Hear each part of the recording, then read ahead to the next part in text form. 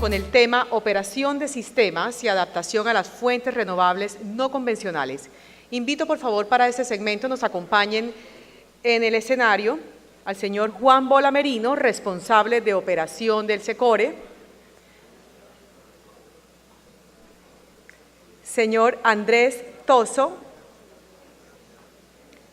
Administración Nacional de Usinas y Transmisiones Eléctricas UTE de Uruguay, a la señora María Noemí Arboleda Arango, gerente general de XM SA-ESP,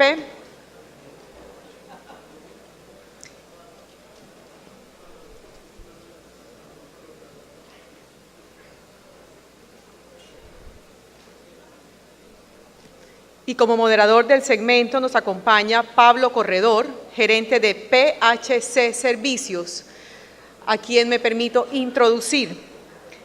El señor Corredor es ingeniero electricista de la Universidad Nacional con maestría en Ciencias de la Universidad de Manchester, Inglaterra. Cuenta con experiencia de más de 40 años en el sector eléctrico en entidades como Grupo ISA, Interconexión Eléctrica S.A., como director de estudios de expansión y gerente del Centro Nacional de Despacho y gerente de la Operación y Administración del Mercado Mayorista.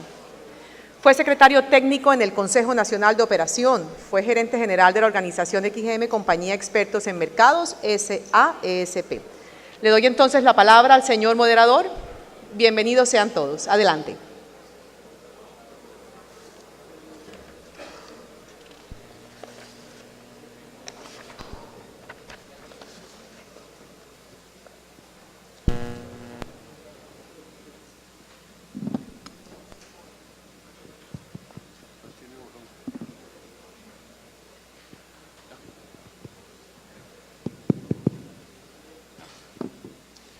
Bueno, buenas tardes.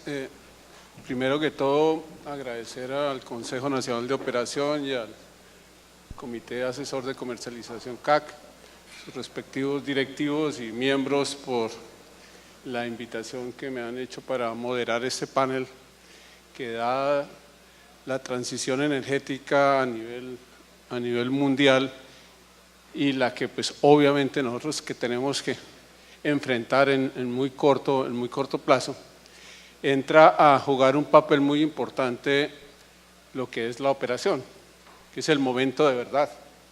Sí, podemos planear muy bien, construir muy bien, pero si la operación no funciona adecuadamente, pues no hacemos absolutamente nada. Entonces, el panel va a estar organizado de la siguiente forma.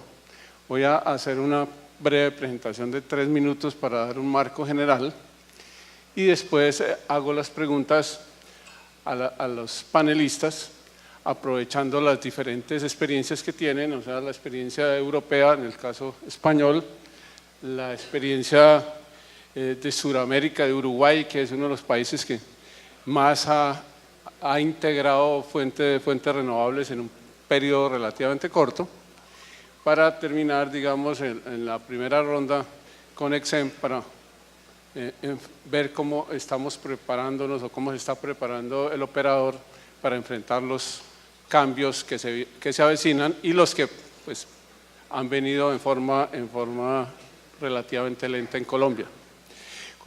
La idea es, todos hablamos de la transición energética. La transición energética es algo que en Europa, en Estados Unidos, en Asia, empezó hace ya casi 20 años, o sea, a comienzos de este siglo. O sea, no es realmente algo de futuro, sino realmente es algo de pasado, presente y futuro. Donde la transición energética, pues hay unos elementos fundamentales que han sido generados o originados por las necesidades del cambio climático, y es la integración de las fuentes renovables, y cómo ha evolucionado esa integración de gran escala a pequeña escala hoy, los retos que hay con la generación distribuida. Cómo los costos han disminuido de una forma dramática. Si a principios de siglo hubo que subsidiar bastante lo que es los recursos eólicos y solares, hoy en día pues son completamente competitivos, ya están dentro de la frontera económica. Ese es un punto fundamental que hace que en la operación, pues tenga unos retos y unos cambios muy grandes con respecto a lo que era la energía o la generación convencional, que era mucho más lenta, menos intermitente, si bien la generación hidráulica pues es intermitente, pero no a la magnitud de la intermitencia y la impredecibilidad que puede tener el viento y la parte solar.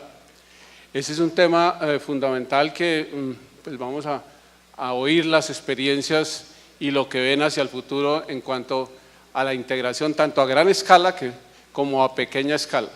La de la pequeña escala entra a plantear un paradigma que era muy diferente en el siglo pasado cuando se diseñaron los mercados que aún subsisten, como el caso colombiano, donde el consumidor era completamente pasivo, no tenía posibilidades de responder en el corto plazo a los precios, entonces la demanda era completamente inelástica en el corto plazo. Simplemente había que atender la demanda y era más o menos predecible. El otro punto fundamental es toda la revolución digital que ayuda no solamente a enfrentar de una mejor manera la operación, sino también le facilita al consumidor a ser mucho más activo. Entonces todos estos elementos pues hacen que la operación en tiempo real, o sea ya cuando estamos atendiendo la demanda, pues nos enfrentemos cada vez a unos retos bastante importantes y muy cambiantes, y sobre todo en aquellos sistemas en los cuales todavía no hemos enfrentado de una manera real esa variabilidad. A veces nos asusta, nos da temor, y yo sí quisiera, digamos, los que ya han tenido la experiencia, realmente cómo es que se ha venido enfrentando. Entonces la primera pregunta que voy a hacer en el caso, digamos, para España, y lo mismo pues es para Uruguay y finalmente para EXEM, desde el punto de vista de la experiencia que han tenido y de lo que ven hacia el futuro, ¿cuáles han sido los retos más importantes desde el punto de vista del marco regulatorio que haga que realmente se pueda responder de una mejor manera en la operación, tanto digamos en lo que se refiere a los criterios, a los aspectos técnicos que pueden tener los códigos de red, como al diseño mismo de los mercados, a los periodos de resolución del mercado mismo, de la operación misma, y el tema básicamente de pronósticos de cortísimo plazo y obviamente pues el tiempo real. Entonces esa sería la primera pregunta con la cual empezaríamos básicamente con España, la experiencia de redes eléctricas de España en esta primera pregunta. Bueno, muchas gracias Pablo por la introducción. El caso español, bueno, por dar un marco a lo que es España, España empezó con la integración de renovables aproximadamente pues, a inicios del siglo XXI, a partir del año 2000, 1999-2000 empezamos a instalar los primeros parques eólicos en el sistema español. Actualmente hemos llegado a cubrir más del 70% del consumo solo con generación eólica, con casi 23 gigavatios de potencia eólica instalada en el sistema, con una generación solar instalada de más de 7 gigavatios también. Y lo hemos hecho gracias sobre todo pues, a tener un marco regulatorio. O sea, el pilar fundamental ha sido el adelantar la regulación a la instalación de la generación no convencional, la renovable no convencional. Los principales puntos que ha tratado la regulación al principio, sobre todo se basaban en la observabilidad de esta generación para el operador del sistema. O sea, actualmente nosotros en el centro de control tenemos la observabilidad del 100% de la generación eólica que tenemos conectada al sistema, de los 23 gigas, conectadas ya sea en la red de transmisión o en las redes de distribución. Prácticamente la totalidad de la generación fotovoltaica también. La generación fotovoltaica en el sistema español, más del 95% se instala en las redes de distribución, con lo que quedarían fuera de alguna manera de la observabilidad del operador del sistema. Y gracias a esa observabilidad, nosotros lo que hemos conseguido es, sobre todo, predecir lo que esta generación puede hacer en un futuro y gracias a esta previsión conseguimos adelantarnos a lo que va a pasar. O sea, conseguimos hacer unos análisis de seguridad fiables, con adelanto, y acercar al tiempo real la máxima penetración de renovables que podamos tener en el sistema. Ese fue el primer punto, la observabilidad, y el segundo punto, y que también se trata desde un principio, es la controlabilidad. En España se tiene el control total sobre toda la generación renovable no convencional.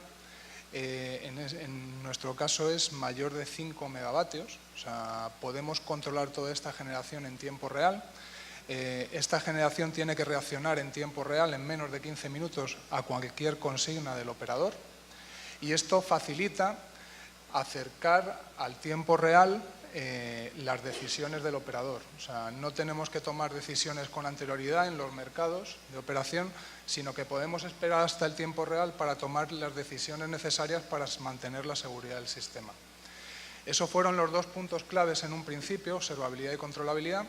Y el tercer punto, y eso ya ha sido últimamente ya, una vez que hemos ganado confianza con la operación de estas fuentes, ha sido el tema de que estas fuentes puedan proveer servicios al sistema también. En España las fuentes de generación renovables no convencionales participan en los servicios de ajuste del sistema, en los servicios de frecuencia. O sea, la generación eólica parece complicado, pero la generación eólica provee regulación secundaria al sistema español y es capaz de regular frecuencia en el sistema español. Estamos en ello. Ahora, prácticamente el 70% de la generación eólica está participando ya en estos servicios, y estamos pues haciendo pruebas para que el resto de esta generación pueda participar. Eso respecto al marco regulatorio. Y la otra pata que sí quería comentar es el tema de los requisitos técnicos de estos nuevos generadores. La regulación española ha tratado desde el principio que estos generadores, o que los requisitos que se les piden a estos generadores, sean lo más parecidos a lo que se les pide a la generación convencional. O sea, que el comportamiento de estos generadores ante perturbaciones en la red pues haga que el sistema pues sea predecible, y que el comportamiento pues sea el que tiene que ser para seguir manteniendo la seguridad del sistema. Bueno, gracias. Vamos a ver ahora el Uruguay. Sí. Como ustedes observan, yo resalto dos puntos fundamentales que menciona Juan. Uno, obviamente, que la observabilidad tiene que ser prácticamente plena. Dado la intermitencia y la variabilidad, pues la controlabilidad entra a jugar un papel fundamental. Y el tercero, yo creo, la importancia de que no son niños bonitos, son iguales a las convencionales en exigencias técnicas. O sea, la neutralidad técnica cada vez es más aceptada, y uno cuando ve todas las regulaciones de los códigos de redes donde hay alta penetración de fuentes intermitentes, prácticamente hay una neutralidad o unas exigencias técnicas muy similares a las convencionales. Sí, yo también voy a hacer una pequeña introducción respecto al proceso que hubo en Uruguay. Uruguay es un país chico que tiene poca población, 3 millones de habitantes, y tiene enormes interconexiones internacionales. Tenemos muy fuerte vínculo con Argentina. La demanda de pico de Uruguay son 2.000 megavatios y la interconexión con Argentina tiene la misma capacidad, 2.000 megavatios.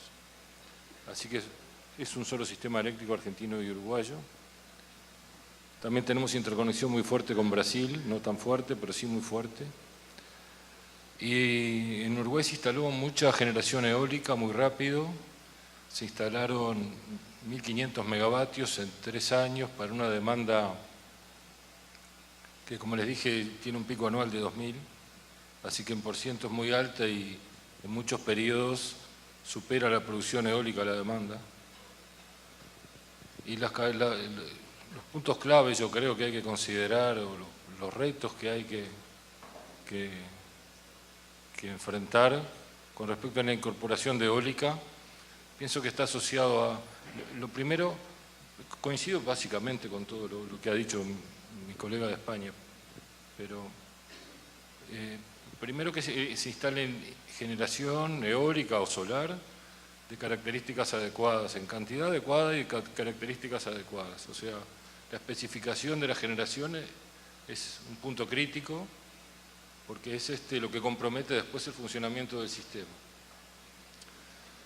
Y después, este tipo de generación tiene fortalezas y tiene debilidades y hay que aprovechar las fortalezas y tratar de mitigar las debilidades. Y, por ejemplo, en control de tensión es excelente. Nosotros no tenemos experiencia con control de frecuencia como España, pero control de tensión hacemos intenso uso de la regulación de tensión con eólicas y la hacen mejor que la generación convencional porque están más dispersas por el terreno, o sea que controlan mejor. Y con muy poca generación eólica la capacidad de regulación es muy alta. Ahora, tiene debilidades como que son, están muy condicionadas por la fuente primaria de energía, que con otras fuentes de generación no pasa. Con la generación térmica uno controla el combustible, tiene que preocuparse de comprarlo, pero luego lo controla. Con la generación hidráulica uno lo controla porque en general hay un lago que regula, o sea que hay un filtro natural ahí. Y con la eólica y la solar no existe eso, no hay un filtrado, ni hay un almacenamiento, así que responden directamente a la fuente primaria. Y eso hace que uno no pueda gestionar su producción hacia arriba, aunque sí puede gestionarla hacia abajo. Claro que ahí pierde energía. O sea que tiene sus características propias y hay que aprovecharlas y pienso que por el lado de mitigar los problemas que tienen o las debilidades, viene por el lado de maximizar la flexibilidad del conjunto. O sea, todas las rigideces que aparecen en el sistema van en contra de mitigar la variabilidad que tiene la eólica, que existe y tiene constantes de tiempo distintas a la hidráulica, así que se combina bien con la hidráulica, porque cuando falla la hidráulica, la eólica no falla, que son en los plazos largos, no falla. Pero en los plazos cortos, la eólica puede fallar, la potencia firme que uno tiene en una eólica puede ser bajísima, es bajísima, y en la hidráulica tiene potencia firme en general. No tiene energía firme, o la energía firme que tiene es bastante condicionada, ¿no?, por la lluvia. Entonces, me parece que la clave está en minimizar las rigideces del sistema, las reales, las físicas, y tratar de eliminar todas las que no son físicas, todas las que sean de tipo normativo o de procedimientos, todo eso habría que revisarlo para que no agregar rigideces a un problema que le hace daño a las rigideces. Sería ese como el resumen. Bueno, entonces, Noemi, aquí yo voy a resaltar, digamos, para que no se me vaya perdiendo las ideas. De lo que menciona Uruguay hay un punto que es fundamental, que es que aparece un nuevo producto que es la flexibilidad. Ya digamos, nosotros estamos acostumbrados que la confiabilidad es la máxima, obviamente en la operación la seguridad pues sigue siendo lo más importante, pero la flexibilidad, y empieza uno que depende de los sistemas, ¿quién le da la flexibilidad? En el caso de Uruguay uno observa que está fuertemente interconectado con Argentina, y con Brasil también, pues eso le da una flexibilidad muy importante. O sea, las interconexiones internacionales y obviamente la robustez de la red interna es supremamente importante. Lo otro es el complemento de las energías convencionales o de la generación convencional. Si uno tiene generación convencional bastante flexible, pues facilita. En caso de si uno tiene una componente del 70% hidráulica, seguramente eso va a facilitar comparado si tiene una componente térmica muy alta con plantas con bastantes restricciones. Y lo otro es que la flexibilidad no solamente es en la parte física del sistema, sino también en los procedimientos, en la regulación y en la forma como actúan todos los participantes, tanto en la operación como en la toma de decisiones del mercado. Noemi. Bueno, primero, muy buenas tardes y gracias al CNO y el CAC por esta invitación a estas discusiones y a conocer experiencias pues, de estos temas tan relevantes para el sector. Pues, refiriéndome a la pregunta que hacías, Pablo, de retos, digamos, para toda la introducción de la integración de estas fuentes a gran y a pequeña escala. Entonces voy a empezar como con los de gran escala. Si miramos ahorita, digamos, desde la perspectiva operativa, miramos el código de operación, sabemos que desde su diseño está más orientado a máquinas síncronas. Entonces, lo que estamos viendo, porque yo me referiría a lo que estamos viendo, digamos, somos afortunados porque venimos como detrás de desarrollos de muchos países que ya han avanzado en este tema y lo que hemos venido haciendo es como precisamente referenciando, aprendiendo de ellos y mirando pues digamos qué sucedió, qué experiencias tuvieron precisamente para no cometer los mismos errores y aprender de esas experiencias. Lo que nos han compartido países como Australia, por ejemplo, Alemania y algunos en Estados Unidos es que ellos empezaron con la introducción de esta fuente no convencionales sin hacer cambios a nivel regulatorio y lo que han tenido que hacer después de eso precisamente es ir ajustando la regulación después de que han tenido problemas. Entonces sí consideramos muy relevante que se adapte un poco lo que es el código de redes a estas nuevas tecnologías que son muy variables, que son otro tipo de tecnologías y de alguna manera ir definiendo unos requerimientos técnicos mínimos para estas plantas. Pues esta tecnología ha avanzado mucho, realmente son de más de 20 años de desarrollo y pensamos que ya están muy a nivel, aquí pues lo decían mis compañeros de panel, o sea, ya están en capacidad de prestar servicios al sistema, servicios de inercia, de regulación de frecuencia. Entonces pensamos que allí hay que hacer como, digamos, inicialmente definir unos requerimientos mínimos. Si bien la introducción en Colombia, pues todavía no es relevante, pues apenas estamos empezando, a medida que esto vaya avanzando, es mejor estar listos y tener ya todo definido. Lo otro es lo que también mencionaban ahorita, los modelos de predicción, o sea, precisamente por la variabilidad de estas nuevas fuentes de energía, se hace muy relevante que estos modelos, ir trabajando en cómo se modela esto y cómo se hace la predicción de estas variables y esto nos va, además de ayudar desde la seguridad del sistema, unas mejores, pues digamos, tener una mayor eficiencia, menores reservas y redunda en economía para el sistema. Obviamente desde el punto de vista operativo pues, y regulatorio hay estos retos, pero esto también hay que mirar cómo va de la mano con el mercado y cómo también el mercado se ajusta a lo que estas nuevas tecnologías implican. Ya a pequeña escala hay un factor ahí importante y es que estas fuentes van a inyectar o tomar energía en algún momento de la red, entonces se hace muy relevante precisamente pronosticar esa carga, pues saber qué es la demanda que hay allí y ya viene el tema de visibilidad. También veíamos de experiencias de otros países que casi pues, no está resuelto el tema, ni los mismos operadores de red saben a veces que haya esos niveles de tensión, entonces pensamos que es un tema que hay que resolver, o sea, que el operador de red sepa qué recursos hay allí para que precisamente pueda garantizar esa confiabilidad en el suministro de energía. Entonces eso sería como a ese nivel inicialmente. Bueno, yo creo que pues es importante, digamos, lo que me está vislumbrando. Primero, pues obviamente reafirma la importancia de los requisitos técnicos. Y lo segundo, la parte de los pronósticos, que yo creo que es fundamental. Yo voy a preguntarle a Juan una cosa muy importante. ¿Cuál en España ha sido el papel del operador en los pronósticos y cuál es el papel de los agentes responsables de estas fuentes intermitentes?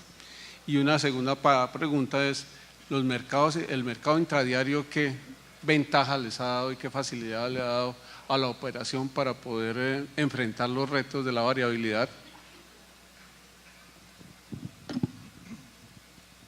Bueno, el tema de los modelos de previsión.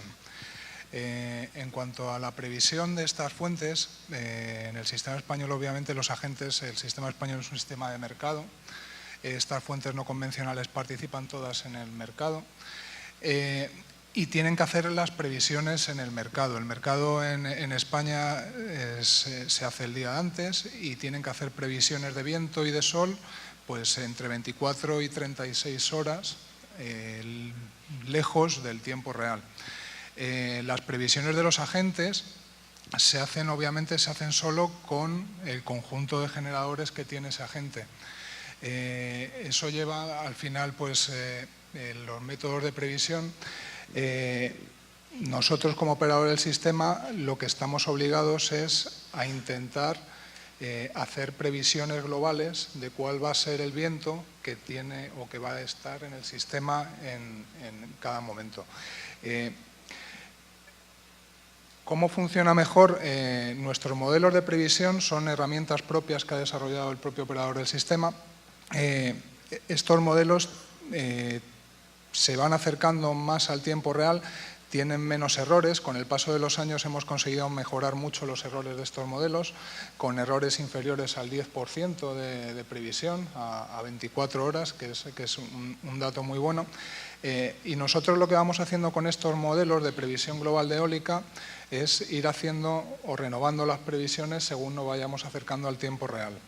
Los agentes hacen algo similar. Los agentes utilizan los mercados intradiarios para intentar ajustar sus programas a lo que los modelos de previsión les dicen.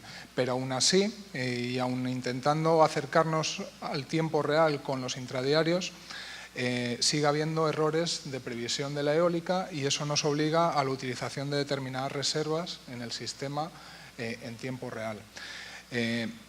Una de las características que ha tenido la integración de estas fuentes no convencionales en el sistema es que el sistema ha necesitado un mayor volumen de reservas necesarias para poder cubrir esa incertidumbre que traen las fuentes no convencionales, renovables no convencionales al sistema.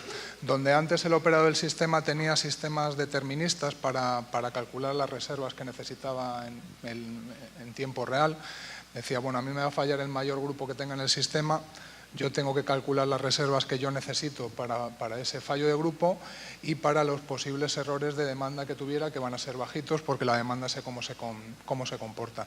En el caso de las fuentes renovables, los modelos de previsión tienen errores medios bajos, pero hay días pues, que pueden tener errores del 40%, por ejemplo, de la previsión eólica. En un sistema con muy alta penetración de energía eólica o solar, estos errores pues, pueden causar serios problemas y pueden ser un riesgo para la garantía de suministro. Nosotros, gracias a la previsión y a intentar hacer previsiones cada poco tiempo y según nos vamos acercando al tiempo real, conseguimos redimensionar las reservas necesarias del sistema, cambiando el volumen necesario en función de las diferencias que va a haber entre la producción que yo preveo y luego la que hay en tiempo real. Y eso lo conseguimos gracias a los modelos de previsión. La responsabilidad de ajustarse en los mercados, obviamente es de los agentes tienen esa responsabilidad, pero ya digo que la estadística dice, o los modelos de previsión, previsiones globales, en nuestro caso, funcionan mejor que las previsiones más pequeñitas que hacen los agentes y nos ayudan pues, a optimizar el sistema de una mejor manera. Sí. Sí, entiendo que todos los comentarios que hacemos hay que mirarlos desde la óptica de el porcentaje de participación de este tipo de fuentes en el total de la generación. Si el porcentaje es grande, estos comentarios son más contundentes y si el porcentaje es bajo es menos relevante el problema. Los pronósticos son una herramienta fundamental para manejar el sistema cuando hay mucha eólica o mucha solar. Son prácticamente la única herramienta. Ahora, tienen errores grandes, yo coincido en eso también, tienen errores importantes y o sea que la operación va a convivir con una situación que no es la que tenía anteriormente, tiene desvíos más grandes y tiene que tener capacidad de ajustar mucho mayor que antes. Muchas de las decisiones van a pasar al tiempo real, aunque uno haga programas y haga toda una serie de actividades preparatorias de la operación. En operación van a aparecer mucho más momentos donde hay que ajustar cuando antes no era necesario.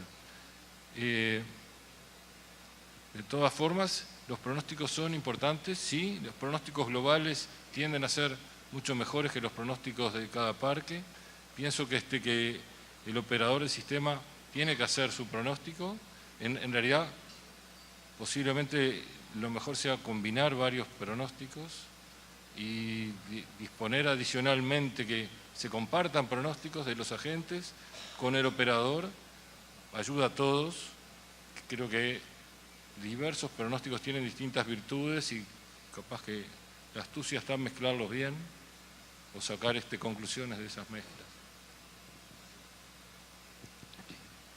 Noemi, en cuanto a lo que han venido diciendo, ¿cómo ven ustedes que va a ser el cambio importante en lo que es la regulación secundaria? O sea, en el caso colombiano lo que denominamos AGC como anglicismo, y si consideran que tienen que haber reservas adicionales, o sea, regulación terciaria, que cosa en Colombia pues realmente no está establecida de manera formal. Hay las autorizaciones, pero no es formal la regulación terciaria. Pues a ver, antes de contestarte eso, yo creo que el tema de tener unos buenos técnicas y modelos de pronóstico es muy relevante aquí, ¿cierto? Para el manejo de incertidumbres y precisamente la reserva que tú hablas. Obvio, nosotros no tenemos experiencia en eso todavía, pero estamos trabajando precisamente porque pensamos que es una variable muy relevante que ya, pues, a diferencia que ahora que tenemos solo variabilidad de clima y alguna incertidumbre en la demanda, ya aquí va a ser mucho mayor, digamos, esa componente a medida que entren esas tecnologías. Inicialmente vemos que hay que trabajar mucho en los modelos, pues para precisamente que esa reserva no sea tan grande. A nivel de la regulación secundaria, como mencionas, obvio es un tema que se está mirando y hemos pues avanzado ahí como en modelos para hacer seguimiento a esa regulación, y pensamos que claro, que digamos frente a la introducción de esta nueva fuente ya hay que mirar la terciaria y cómo se maneja esta reserva. Adicional a eso, pues es necesario pues lo que hablamos de contar con unos modelos muy ajustados. Ahora estamos trabajando en unos prototipos a nivel de que esperamos el año entrante tener listos, pues hacer unos prototipos con PCHs, con eólicas y solares pequeñas para validar de alguna manera esos pronósticos. Pero inicialmente lo que hemos pensado es, bueno, miremos esos modelos y también empecemos a revisar el tema de la reserva, porque pensamos que sí se hace necesario mirar ese tema de la reserva.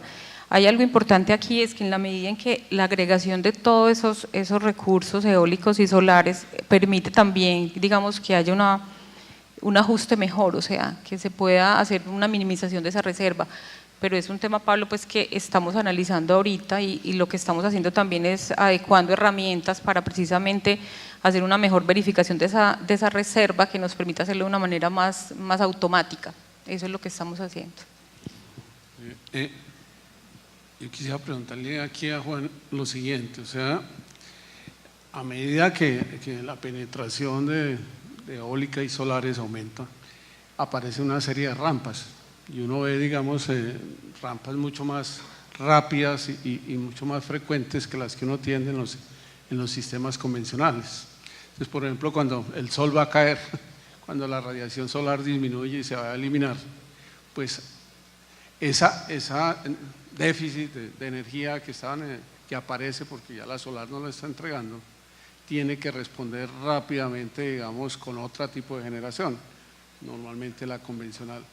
Entonces eso tiene dos efectos. Uno, digamos, hay que tener una reserva importante de una buena velocidad para poder seguir la demanda, y segundo, tiene un efecto también sobre la red. Ya digamos, cuando ya la penetración sea muy grande, pues la red va a ser usada de una forma distinta y con, digamos, cambios supremamente bruscos en la misma red, que eso hace que si las protecciones y el control del sistema no sea adecuado, pues vamos a tener posiblemente eventos mucho más frecuentes del sistema. Entonces, con base en esto, digamos, ¿cómo han venido enfrentando y cuál es la importancia, digamos, bueno, la observabilidad ya lo mencionó, es la coordinación de la operación entre el operador del sistema y los distribuidores, que ya les toca desempeñar un papel mucho más activo en la operación del sistema que lo que tenían cuando era convencional el sistema. Sí, bueno, el caso nuestro en España, nosotros creamos en el año 2007 lo que nosotros denominamos el Centro de Control de Energías Renovables. Es una parte de nuestro Centro de Control Nacional de operación. Desde este centro de control se gestiona y se coordina toda la generación renovable no convencional del sistema. Es el que manda las consignas a esta generación cuando es necesario el modificar su producción. Es el que hace las previsiones de esta producción cuando es necesario predecir, lo que es siempre. Pero también es el que coordina de alguna manera la operación con las empresas distribuidoras que están distribuidas por todo el territorio español. El operador del sistema, como responsable del balance del equilibrio de generación y consumo, tiene que saber siempre, es como nosotros lo vemos en España, tiene que saber siempre cuánta generación es posible integrar en las redes de distribución, y si existen problemas en las redes de distribución, cuánta generación es necesario modificar para solventar esos problemas. Para eso nosotros estamos en comunicación constante con los distribuidores a los que están conectadas estas instalaciones, las instalaciones que están más embebidas en la red de distribución, y los distribuidores nos mandan o nos dan consignas máximas de producción a esta generación si ellos tienen problemas en sus redes. Nosotros chequeamos que esas modificaciones van o no tienen ningún problema de balance y tomamos las decisiones que sean necesarias para volver a balancear el sistema si tenemos que modificar estas generaciones. Ahora, el paradigma es, por ejemplo, pues lo has mencionado, las rampas. Por ejemplo, en España las rampas de generación solar son inferiores a las rampas de demanda. No es algo con lo que no nos hemos enfrentado hasta ahora, por lo menos con la instalación que tenemos por ahora de generación solar. Nosotros tenemos rampas de demanda superiores a los 4 gigavatios hora para llegar a las puntas de consumo o para llegar a los valles. Y en nuestro caso todavía no es algo problemático el ir o el hacer el balance y mantener la seguridad del sistema con rampas de esta generación no controlable o no convencional.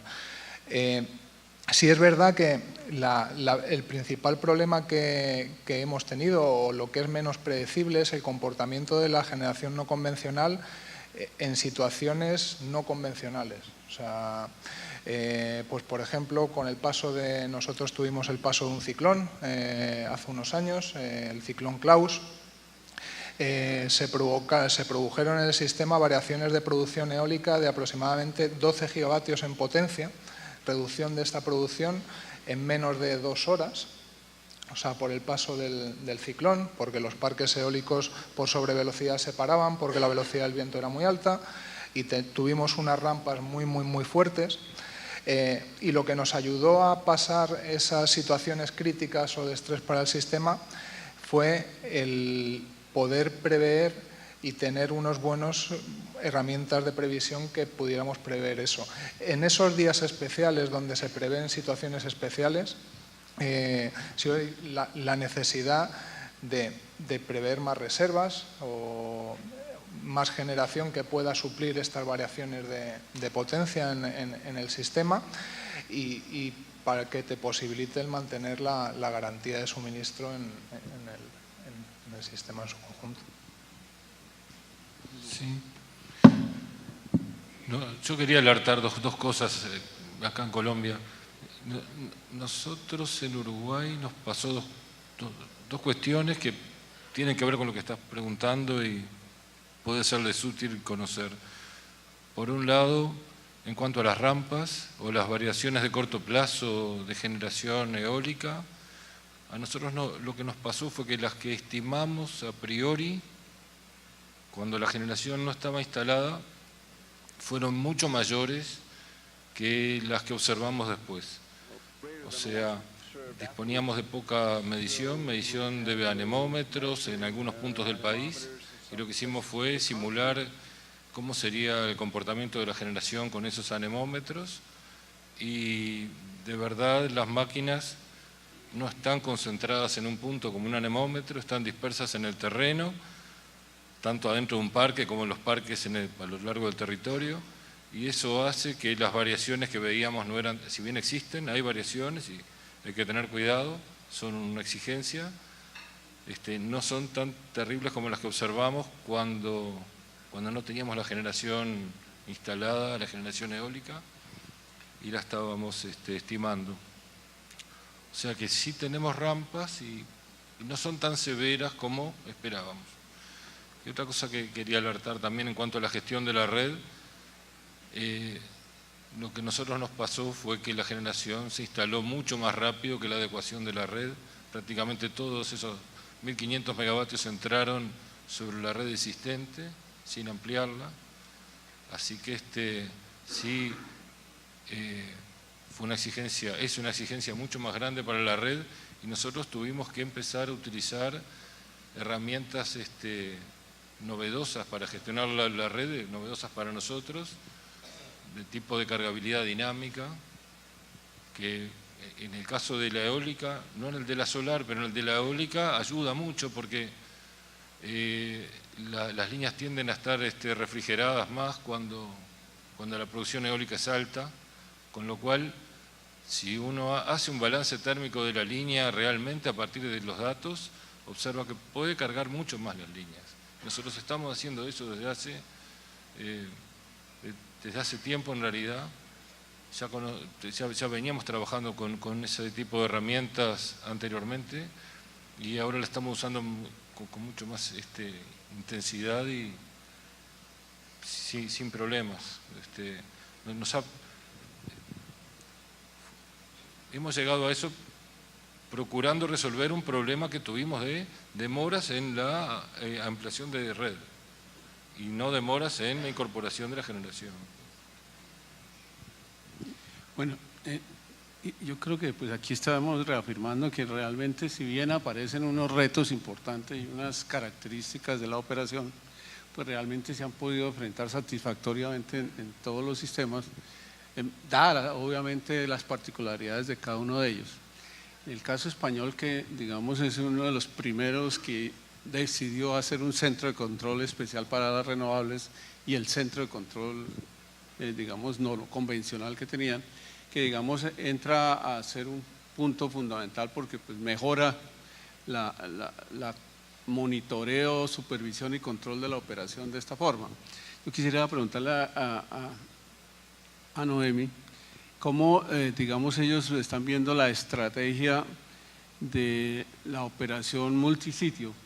Que pues fue una estrategia que se definió hace algunos años y ya pues la tienen implementada y se pudiera, pues la tienen implementada digamos conceptual y prácticamente pudiera llegarse a un sistema de este multisitio que facilitaría de una forma muy grande digamos la supervisión y control de la red y la coordinación con los diferentes agentes, los de fuentes renovables y con los transportadores y distribuidores.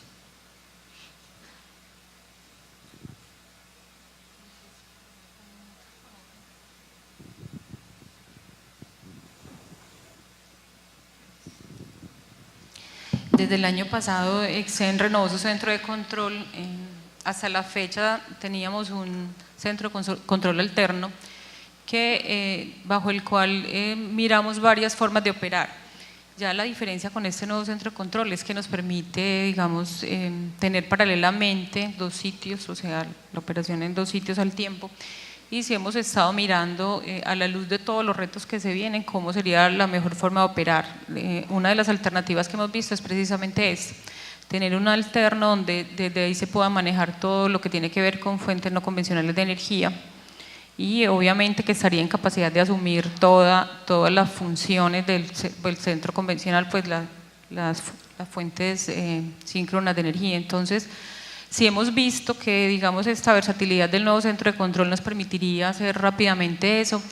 También estamos en un proyecto de supervisión inteligente a través de PMUs que nos permite una observabilidad del sistema mucho mayor, y también para pensar en el futuro una observabilidad y un control descentralizado también, o sea, en diferentes sitios, y creemos que a través de ese otro centro de control paralelo, que pueden ser 2, pueden ser más, ¿cierto? Se podría hacer una concentración de las funciones más relevantes del sistema, y también para dar señales de control que permitan como que la red reaccione rápidamente ante eventos que hagan que se aísle parcialmente y se recupere parte del sistema. Obviamente ahorita estamos digamos liderando un proyecto con universidades y centros de investigación relacionado precisamente con una especie de ecosistema científico, que lo que nos va a permitir es mirar cómo sería esa operación con microgrids, ¿cierto? Haciendo como un centro gestor de energía y mirando precisamente cómo sería la operación teniendo varias redes y generación distribuida en el sistema. Pues como sabemos hay mucha incertidumbre frente a cómo se va a desarrollar todo esto, pero estamos como preparándonos para lo que sucede ahí con varios proyectos complementarios a esta operación multisitio del centro de control. Vamos a mirar un poquito hacia el futuro. ¿Qué están viendo?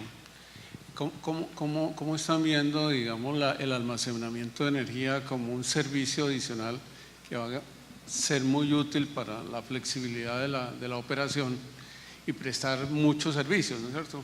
Regulación de frecuencia, flexibilidad para la red,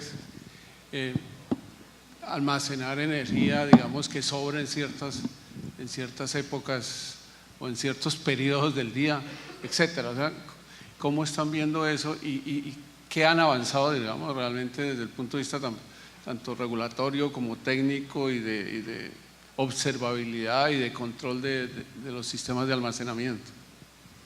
Bueno, el caso del sistema español, el almacenamiento del sistema o la capacidad de almacenamiento que tiene nuestro sistema está basado en centrales hidráulicas de bombeo.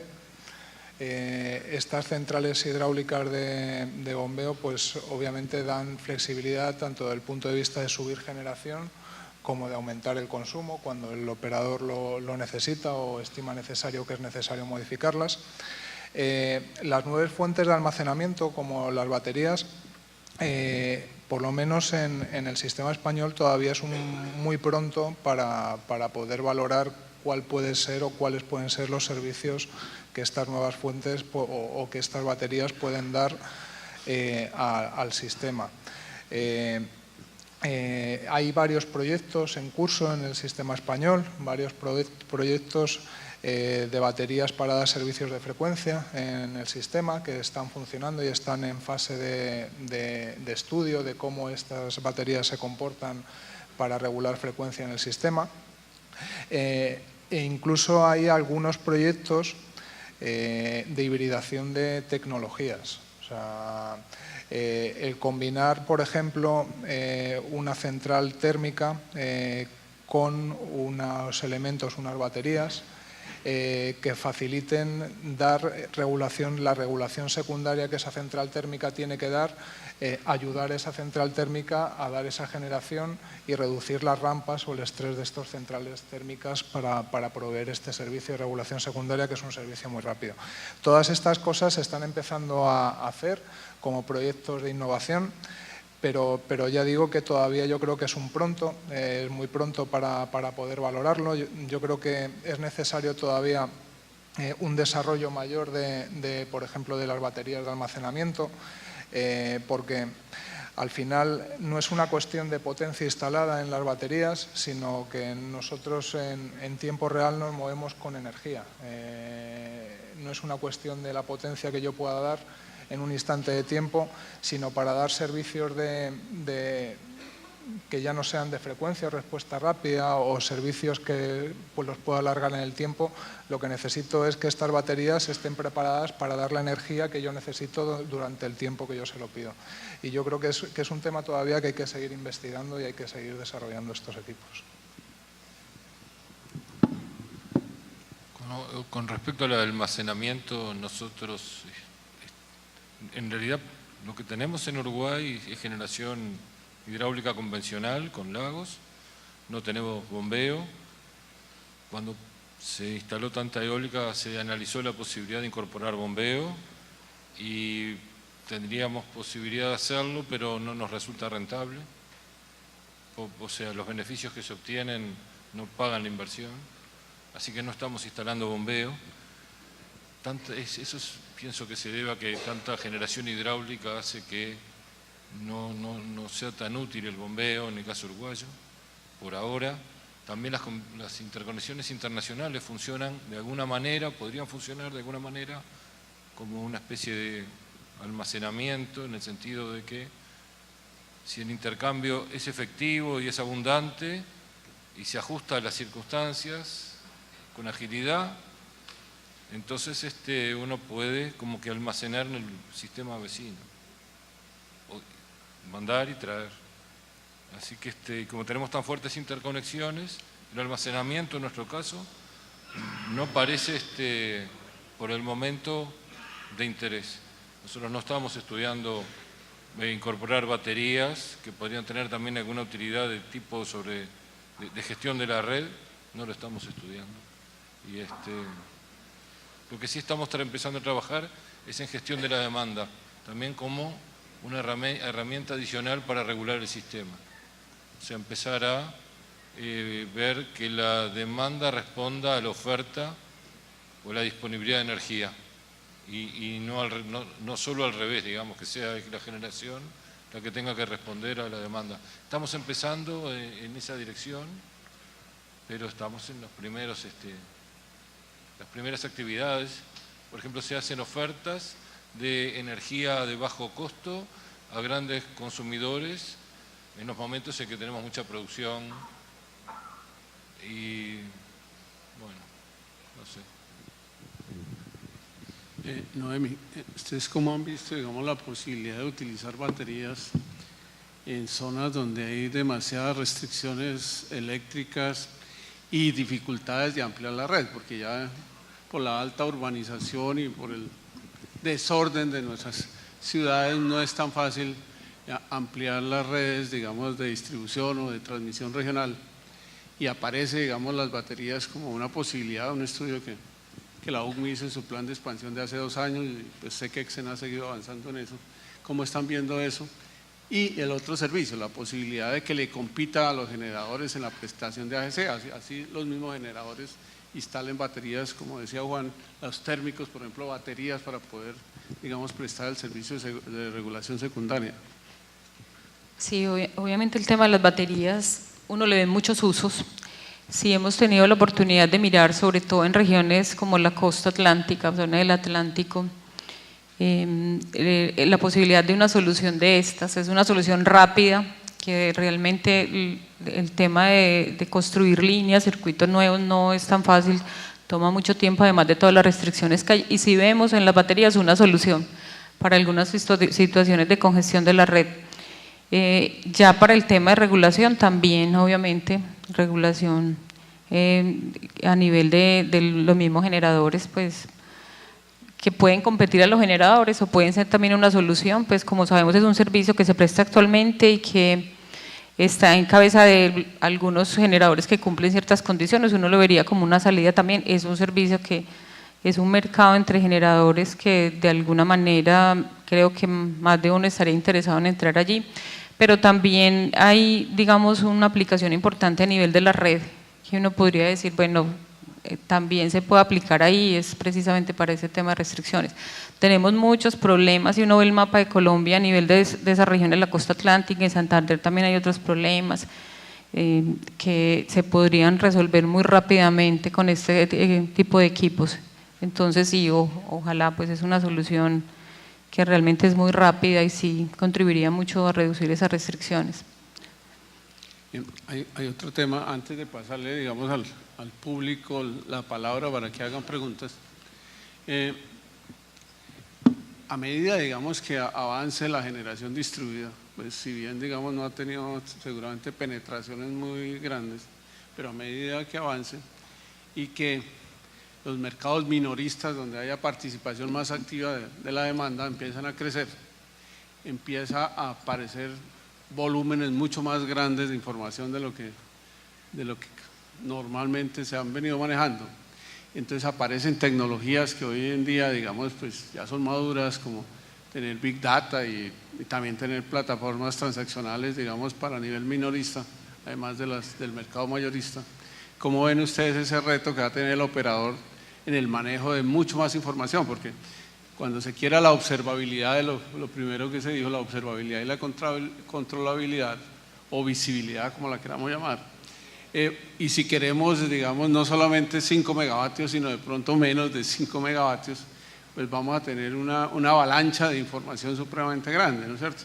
Que no basta con tenerla, sino qué hace uno con esa información y cómo utiliza técnicas, digamos, de analítica de datos o machine learning o cualquier cosa de esas más modernas para poder, digamos, el operador tomar decisiones mucho más rápidas y más eficientes, ¿no es cierto?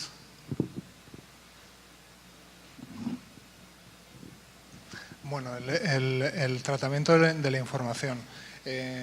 Nosotros, por ejemplo, estamos en el centro de control, ya solo el centro de control está recibiendo medidas en tiempo real de miles de instalaciones, cuando hace unos años, hace 20 años, pues eran las centrales convencionales las que nos enviaban la medida.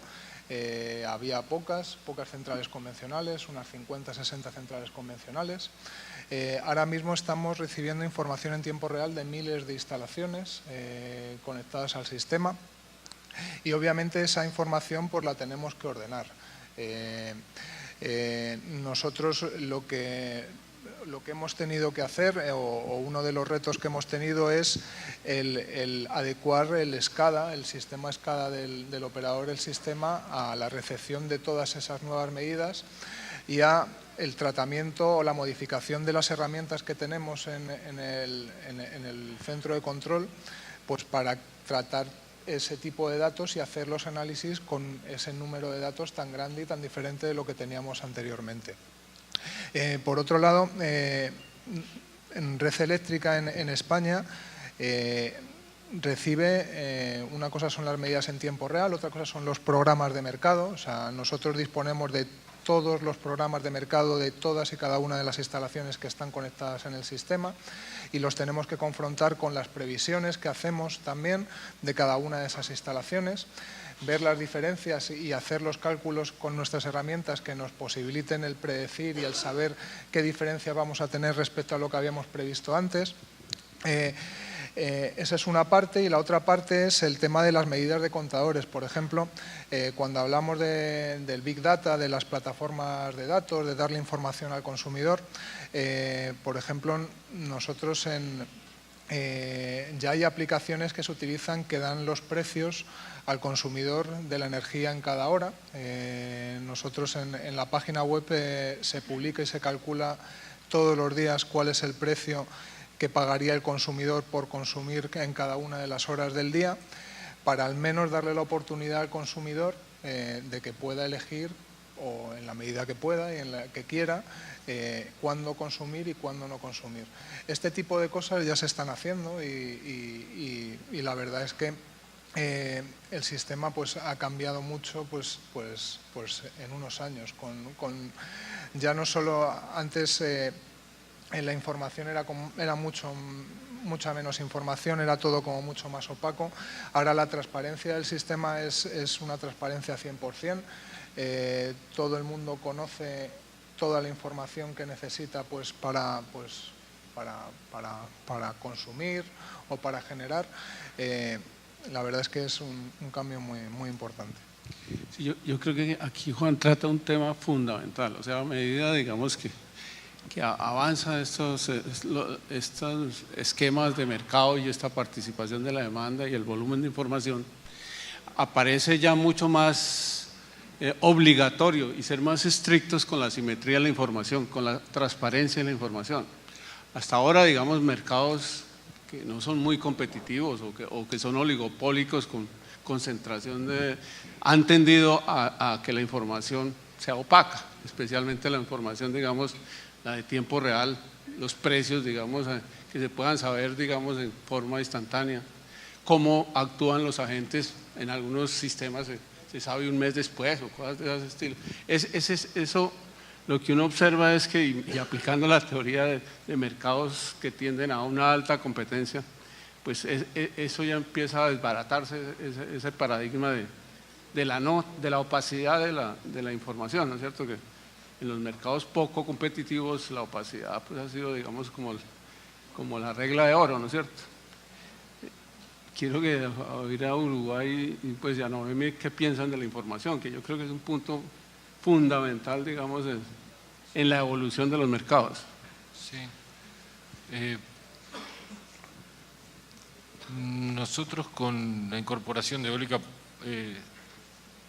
realmente una parte crítica del proceso fue el agregar la información necesaria para gestionar el sistema,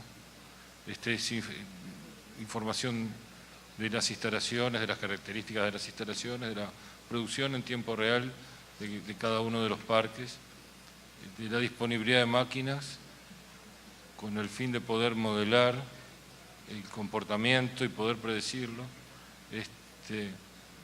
y información en los dos sentidos, bueno, información meteorológica, que precisábamos tener en tiempo real para poder ajustar los modelos y poder, por ejemplo, calcular cuánto es la producción que tendríamos si no fuera porque la redujimos, porque también podemos actuar sobre la generación reduciéndola en tiempo real desde el centro de control, pero en ese momento nos resulta muy útil saber, informarle al operador cuánto es lo que está reduciendo, o lo que ha reducido en las últimas, desde hace 5 horas, por ejemplo, porque inmediatamente el operador lo sabe, pero luego pasa un tiempo ya deja de saberlo y hay que calculárselo.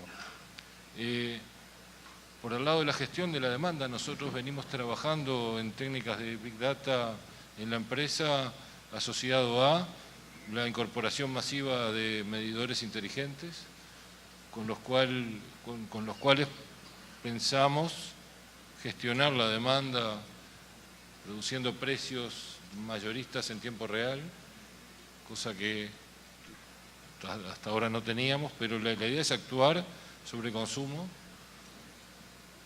Se me ocurre que de todas formas la generación distribuida, cuando aparezca cantidades importantes, al principio va a ser tratada como la demanda, supongo que con un modelado genérico y no va a requerir tanta incorporación de tecnología o de ese tipo de sofisticación en un principio, y será tratada como una demanda negativa que se comporta distinto. Pero bueno, en el futuro sí, es un futuro más lejano, cuando se quiera hacer un uso más intenso de las instalaciones. Bueno, en información, en el caso de Colombia, creo que todavía nos falta avanzar mucho y lo decían acá, o sea, hay mucha opacidad todavía en la información, ahí tenemos mucho que trabajar todavía, pues un reto grande en que todos los agentes de la cadena tengan acceso a la información que requieren para cumplir mejor sus funciones. Creo que retos muy grandes porque ya, digamos, va a haber una explosión de información seguramente muy rápido, también hay una necesidad premiante de la demanda y los agentes de la cadena de que esto sea así. Los equipos, ya la tecnología lo permite, entonces digamos que hay un tema de captura inicial de esa información que lo decían ahorita, el tema de esos medidores inteligentes, en el caso del operador el tema de las PMUs. Entonces se trata aquí de que tenemos ya incluso y vamos a tener mucha más información, es cómo la capturamos, que ya lo dije, y el tema cómo lo almacenamos, que creo que eso ya se va resolviendo. Pero también el otro tema es, una vez tenerla allí, ¿qué hacemos con ella? ¿Cierto? Pues la información por sí sola no tiene valor si no hacemos que esa información pues se traduzca en conocimiento, se traduzca en valor agregado, se traduzca en algo que predice lo que puede suceder, lo que esperamos de esa información. Y hay un tema ahí relacionado también con el conocimiento muy relevante y es, por lo menos lo digo por experiencia en Exen, hemos tenido que, digamos, volver al desarrollo de ciertas competencias, incluso competencias relacionadas con programación, lenguaje de programación, porque, digamos, en esta era de información es muy relevante que se maneje ese otro lenguaje. Creo que ahí, además de las herramientas, está eso, ¿cierto?, las competencias de la gente que está a cargo de esos procesos, y obviamente hay un reto grande en analítica que, si bien, si uno mira estrictamente, de alguna manera se hace, hay un reto gigante en realmente hasta qué nivel tenemos que llevar esa analítica, pues, y qué es lo que realmente necesitamos, y es predecir realmente esa información, pues lo que necesitamos. También hay retos grandes, ¿cierto? Como esa información que no está estructurada, como la hacemos estructurada. Ahí viene lo que mencionabas ahorita, Pablo, el tema del Machine Learning, pues empezar a caminar hacia allá. Creo que a nivel de las empresas, particularmente Exen también tiene iniciativas que están iniciando, pues algún aprendizaje de máquina supervisado, digamos, algunas iniciativas en analítica, pero el camino ahí es largo y el reto muy gigante frente a todo lo que se viene, pero pensamos que eso ayuda a las empresas no solo en mejorar sus eficiencias, que digamos es lo que también de alguna manera todos perseguimos, sino también agregar valor. O sea, esa información cobra un valor económico, no solo a nivel externo, sino también a nivel interno de las empresas, porque les permite ser mucho más eficientes y agregar valor en sus negocios. Bueno, voy a hacer la última pregunta y ahí sí ya el público queda en toda la libertad de hacer preguntas. Si las tienen, me las pueden enviar o las o van pidiendo la palabra. La última es como entender algo que dijo, o pues conocer algo que dijo Noemí, que es muy importante. ¿Cómo ven la evolución de las competencias humanas y técnicas del operador del futuro? ¿Y qué se entiende o qué entienden ustedes en la operación por ser una operación resiliente? La palabra resiliencia, pues, si uno no la menciona, no está en la moda, ¿no es cierto? Entonces, me tocaba mencionarla porque si no dicen que estoy desactualizado. Entonces, ¿qué entienden por ustedes por eso? Bueno, empiezo yo. En cuanto a operación resiliente, yo creo que tiene que ver mucho y está muy unida a la flexibilidad del sistema. Cuando hablamos de flexibilidad del sistema, estamos hablando de flexibilidad de la parte de la generación, de la parte de la demanda y de la parte de las redes. El sistema tiene que poder prever qué incidentes puede tener en determinado momento. Tiene que intentar minimizar desde la previsión ese tipo de incidentes, pues actuando con antelación sobre la generación, actuando con antelación sobre la red o incluso sobre el consumo. Es algo sobre lo que no actuamos en principio, sino que es algo que si se actúa es de manera correctiva en el sistema. Y por otro lado, tiene que ser capaz de si pasa algo, dar esa información de manera inmediata al operador, que el operador pueda actuar y pueda solventar el problema que haya o la perturbación que haya habido en el sistema, pues en el menor tiempo posible. Todo eso lleva a tener operadores, y cuando hablamos del factor humano, los operadores actualmente tienen que estar mucho más preparados porque no porque antes se estuviera menos preparados, sino porque ahora tienen determinadas fuentes de generación, determinadas actividades que antes no se hacían, que antes se hacían de una manera tradicional, pues de una manera mucho más tranquila. Incluso antes, cuando había una perturbación, pues y no había nada que podía hacer el operador, solo tocaba esperar, porque ya no había nada que hacer más. Habías agotado todas las posibles alternativas que tenías para solventar el problema. Ahora mismo las herramientas que hay, las herramientas de previsión, las herramientas de o los propios sistemas SCADA con las nuevas tecnologías que estamos incluyendo en las redes, lo que son HVDCs, en los nuevos equipos, los redireccionadores de flujo. Todas estas tecnologías lo que posibilitan es al operador tener muchas más alternativas para poder solventar problemas o solventar perturbaciones que tenga en el sistema. Y los sistemas en tiempo real, al final, esa información bien ordenada, posibilitan que el operador pues pueda tomar la decisión con mayor conocimiento. Todo ese tipo de factores pues son los que han ido evolucionando y lo que hacen evolucionar pues cuáles son las capacitaciones que necesitan pues los operadores en el centro y la necesidad de formación pues que tenemos ahora mismo. Sí, yo coincido así totalmente, flexibilidad, información, tener la información necesaria, herramientas, tener las herramientas que faciliten la adecuada gestión del sistema, tener procedimientos, revisarlos, los que uno tiene ahora y hacer los apropiados, entrenamiento, que es capaz donde nosotros tenemos los desafíos en este momento, pero es crítico. Yo haría una mención también a las interconexiones internacionales, me parece que pueden ser una herramienta muy útil para darle solidez al sistema, aunque uno tiene menos autonomía después, pero capaz que un sistema más sólido, en el caso de uruguayos eso es fundamental, porque somos muy chiquitos y podemos agarrarnos de gente muy grande, pero pienso que en general son beneficiosos.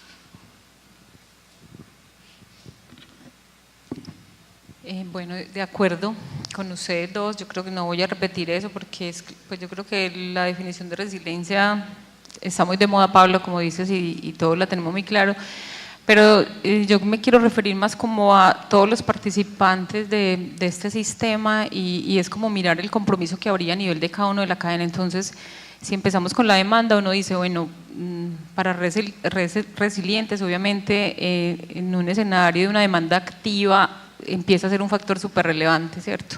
Precisamente para responder a esas pendientes tan grandes, precisamente para responder a esa variabilidad de la red. Entonces, creo que hay que involucrar, o sea, en esa resiliencia también cuál es el rol de la demanda allí, y es un rol muy importante.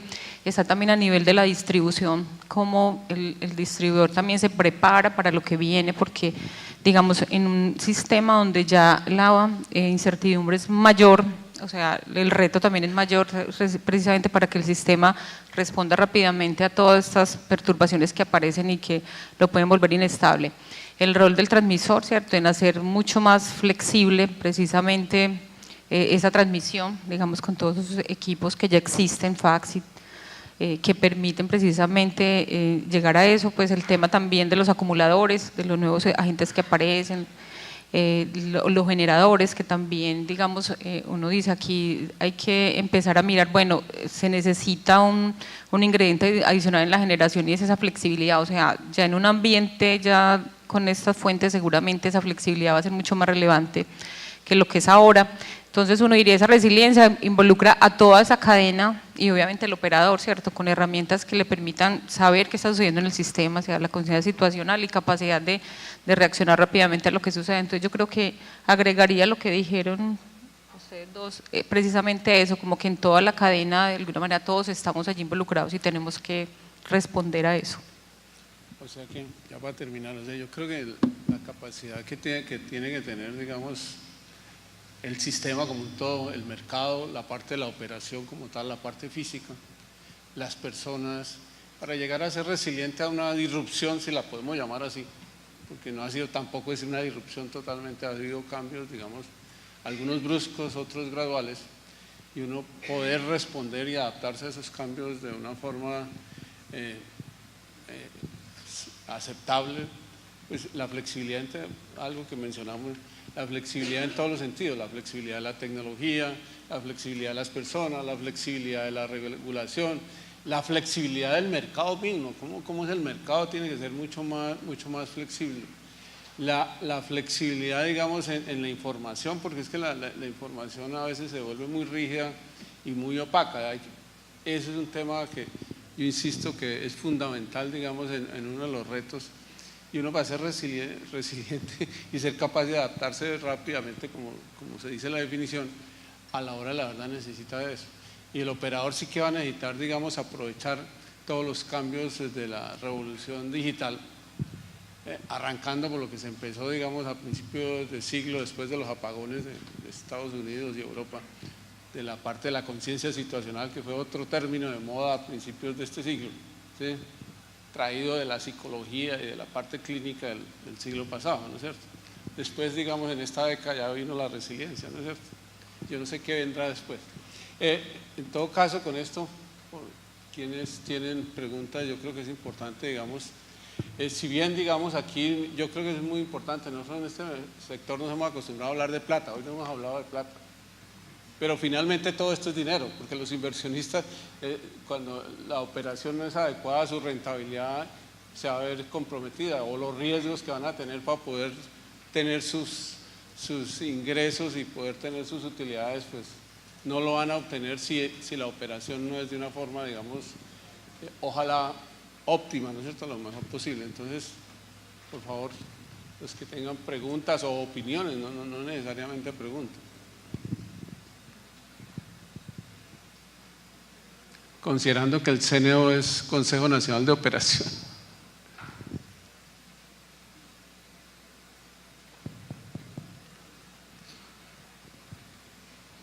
Bueno, yo en algún lado vi una gráfica que mostraba que antes, un sistema interconectado antes de la entrada de solar y eólico, las variaciones en frecuencia y otra serie de cosas que pasaban en el sistema eran más altas que después de la entrada de las renovables al sistema. Y eso necesariamente tiene un impacto también económico en el costo de operación de ese sistema. Yo quisiera saber cuál es la experiencia o si eso lo tienen medido, por ejemplo, en el caso de España o de Uruguay.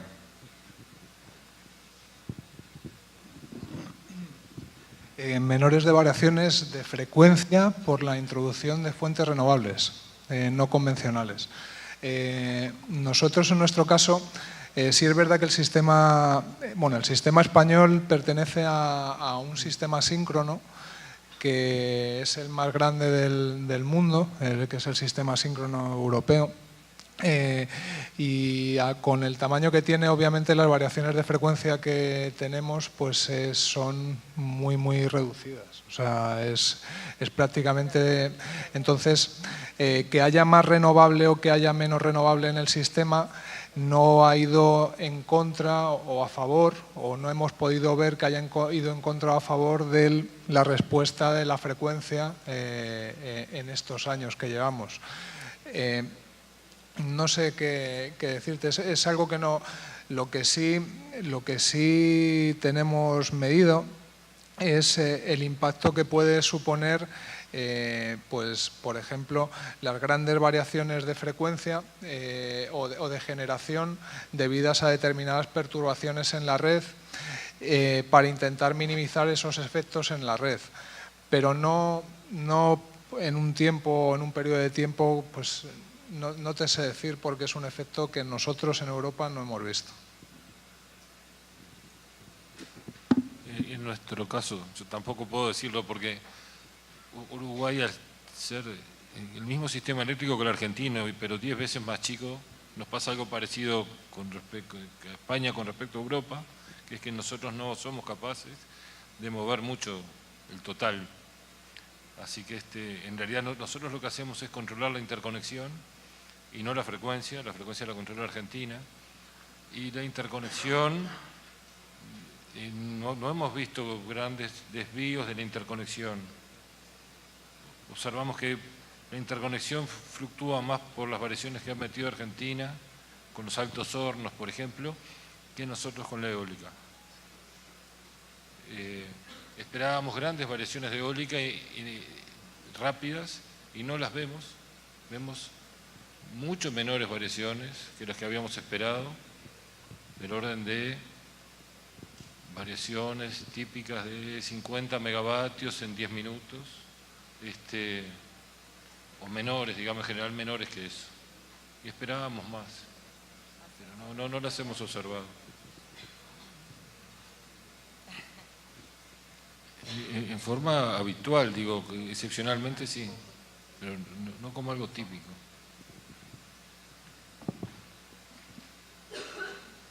¿Quién sigue? Sí, con la de Nord Pool, ¿no? Lo siento, pero no hablo castellano, entonces ¿puedes preguntar en inglés? Sí, la puedo en inglés. ¿Todo bien? Bueno, porque, because in the Nordic and now across Europe, which also is a market that includes Spain, and since 2014, but the Nordic TSOs, when they started this in the 1990s, their whole idea was actually to use market incentives to balance the market. Which has turned out to be really useful more currently now with more renewable energy. And we see that a bigger market, regulated market, is a better market which facilitates renewable energy. And we've seen that on the prices being pushed down now recently, which is quite useful.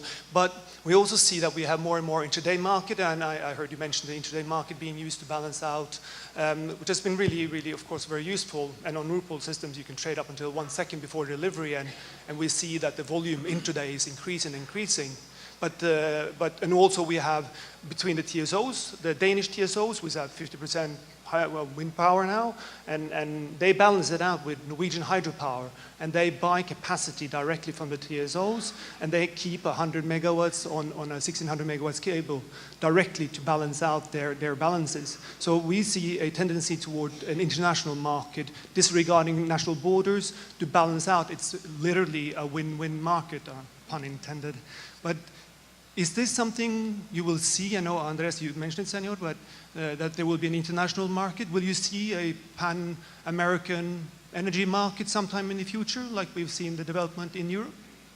With more renewable energy, that could be the solution, no? It was an intricate question. Ojalá lleguemos a eso, ¿sí?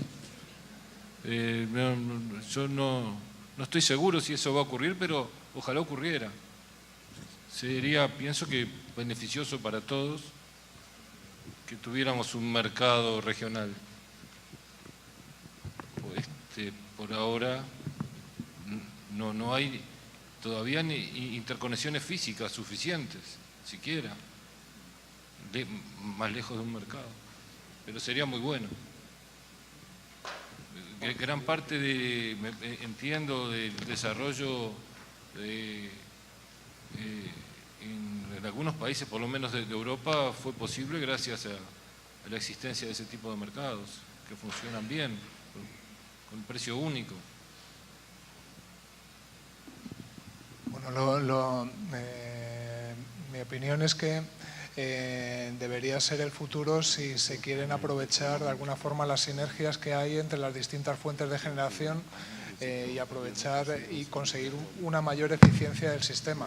Cuanto más grande sea el sistema, más vas a poder aprovechar las distintas capacidades o tecnologías que tengas en uno y otro país y poder de alguna forma reducir los precios al consumidor, que al final pues es de lo que se pretende, ¿no? Que el consumidor pues pague el menor recibo posible de la luz que tenga que pagar. Nosotros eso en Europa lo hemos hecho gracias a la capacidad de interconexión. O sea, obviamente sin capacidad de interconexión no hay mercado. Entonces, si se quiere llegar a un punto en el que se tenga un mercado panamericano, de alguna manera eléctrico, se tiene que incidir en el refuerzo y la necesidad de interconexiones entre los distintos países que posibiliten el intercambio de energías entre unos y otros. O sea, ahí yo creo que es la clave. Yo creo que, digamos, a medida que estaba comentando usted, los mercados internacionales, en el fondo, lo primero la condición básica es que tengan una red fuerte que permita hacer los intercambios y tener unas reglas que hagan que realmente haya transacciones de una forma fluida. Y con el reto que hay ahora de las renovables, de la posibilidad de la flexibilidad y la variabilidad, digamos, que que dan en el sistema y en el mercado mismo yo creo que es una oportunidad muy grande, digamos, y viene cómo van a coordinar los TCOs, que también fue un tema fundamental, o los operadores del sistema independiente, porque realmente un operador, digamos, como soñábamos hace 15 años, un operador de la región andina, pues no tiene ya mucho sentido, ¿no es cierto? Cómo se coordina más bien la operación y los mercados, así como en Europa, ¿no es cierto? Que hay diferentes operadores, digamos, ya sea TCOs o ISOs, ¿no es cierto? Yo creo que pues no hay, digamos, una verdad absoluta que es lo mejor de esas dos cosas. Creo que Ignacio iba a preguntar. Gracias. Una pregunta en el caso de la experiencia española, cuando perdieron 12 gigavatios por el ciclón. Yo creo que parte de la respuesta la hemos visto ahora por la gran capacidad de interconexión que hay en los sistemas, pero sí también tienen unos indicadores de márgenes de reserva de energía y potencia propios del sistema español para haber atendido una pérdida de energía tan grande y de capacidad. Gracias. O de alguna manera, bueno, España es el país europeo con menos capacidad de intercambio que hay en Europa. Entonces no fue una cuestión de estar suficientemente interconectados, sino fue una cuestión de la flexibilidad que tiene la generación firme en el sistema español y la rapidez de respuesta de esta generación para poder paliar esas diferencias entre las previsiones de generación renovable no convencional y lo que tuvimos en la realidad. O sea, al final, el tener una generación firme, pues hidráulica, convencional, generadores de gas, o sea, un parque de generadores de gas que tengan la suficiente rapidez, ya sea para arrancar o ya sea para reaccionar ante las peticiones que del operador del sistema, pues posibilitó que en esa situación, en el sistema español, no hubo ningún problema para poder balancear el consumo con la generación. Y no otra cosa, pero no en nuestro caso la capacidad de intercambio. Creo que... Hago la pregunta en nombre de Ángela Cadena, que tiene una afección para hablar.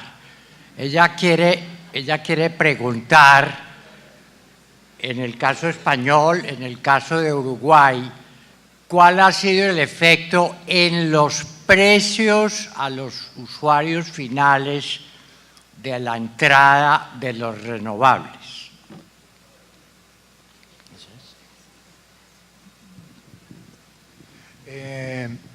Bueno, el caso español. En España hasta hace 3-4 años existía un marco regulatorio donde las energías renovables tenían un incentivo por parte del gobierno y de alguna manera iban al mercado eléctrico a precio cero. O sea, el precio al que ofertaban en el mercado era a 0 euros, en nuestro caso, el megavatio hora de producción. Eso cambió. Cambió porque el sistema tenía que cambiar, porque existía un déficit eléctrico pues, muy grande en el sistema español y actualmente toda la generación que hay en el sistema español oferta al mercado a costes variables. El coste variable de los generadores renovables no convencionales, por ejemplo la eólica, obviamente es mucho menor que un productor o un generador de carbón o un generador de gas o incluso que la hidráulica, y eso hace que en las situaciones en las que la penetración de eólica o de solar en el sistema es elevada, los precios al consumidor bajen y cuando esta producción pues, es baja, los precios al consumidor aumentan porque tenemos que entra en el sistema pues tecnologías más caras. Básicamente es el efecto que ha tenido. O sea, los precios son más volátiles que antes. Antes tenías una estabilidad de precio porque siempre estaba conectada prácticamente la misma tecnología siempre y actualmente los precios son mucho más volátiles debido a la intermitencia de la generación renovable no convencional, sobre todo. En el caso de Uruguay, yo para poder aclarar la situación, tengo que empezar por contestar una pregunta distinta a la que se hizo y después sí contestar la pregunta que se hizo. Nuestros costos de producción totales anuales, previo a la entrada de la generación eólica, estaban entre 200 y 2.000 millones de dólares en un año, o sea, un factor 10, de 200 a 2.000, dependiendo de la hidrología. Con la entrada de la eólica pasamos a estar entre 500 y 600 millones de dólares anuales. O sea que el promedio bajó fuertemente y bajó mucho la fluctuación, porque la generación eólica en Uruguay, y pienso que en general, es muy confiable en términos anuales y no en términos horarios, pero anuales es muy confiable. Así que eso se vio en los costos de producción. Ahora, respecto a los precios al consumidor, bueno, nosotros por el momento el consumidor no lo ha visto, o lo ha visto, es discutible si lo ha visto. Hay que ver, comparar con la inflación, a ver si el precio subió o bajó, pero ahí hubo consideraciones de tipo fiscal, de tipo de necesidades del Estado de recaudar dinero porque lo precisaba por otras razones. Sí estamos yendo en la dirección en que está España de procurar poner precios horarios para los consumidores en general.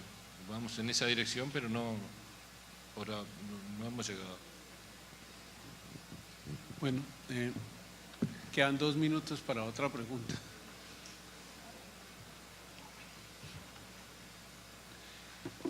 Si no hay más preguntas, pues con esto concluimos. Le damos muchas gracias a los panelistas, creo que fue bastante bueno. Muchísimas gracias a nuestro moderador.